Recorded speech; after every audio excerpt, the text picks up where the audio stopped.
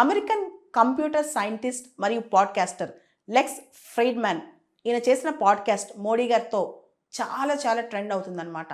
భారత ప్రధాని మోడీ గారు ఈ పాడ్కాస్ట్లో మాట్లాడుతూ కోవిడ్-19 ప్రపంచంలో మానవాళికి ఉన్న పరిమితులు, లిమిటేషన్స్ బయటపెట్టింది.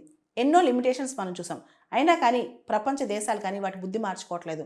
ఇంకా ఎక్స్పాన్షనిజం, ఒకరిపైన ఒకరి యుద్ధాలు, గొడవలు ఇవన్నీ బాగా పెరిగిపోయాయి. అంతేకాదు కొత్త గ్లోబల్ ఆర్డర్ క్రియేట్ చేయడంలో ఐక్యరాజ్య సమితి విఫలమైంది. యుఎన్ రిలవెన్స్ రోజు రోజుకి తగ్గిపోతుంది.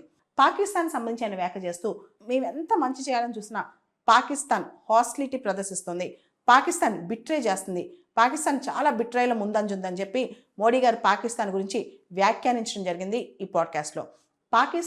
పాకిస్తాన్ ఎపిసెంటర్ ఆఫ్ టెర్రరిజం అయిపోయింది. ఏ టెర్రరిస్ట్ పెద్ద పెద్ద యాక్టివిటీస్ చూసినా దాని మూలాలు ఎక్కడో అక్కడ పాకిస్తాన్లో దొరుకుతున్నాయి. ముఖ్యంగా ఒసామా బిన్ లాడెన్ ఎక్కడ దొరికాడు, పాకిస్తాన్లో కాదా అని ప్రశ్నించారు.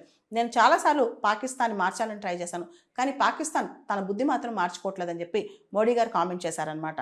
అదే దిశగా ఇండియా ల్యాండ్ అంటే నాకు ఎప్పుడు శాంతి అంటేనే ఇష్టం. నేను గాంధీ గారి భూమిలో పుట్టాను, స్వామి వివేకానందుడు ఇక్కడ నడిచాడు. అటువంటి భూమిలో మేము శాంతినే కోరుకుంటాం, ఎప్పుడు విద్వేషాలు కోరుకోమని కూడా మోడీ ఈ పోడ్కాస్ట్లో చెప్పారు.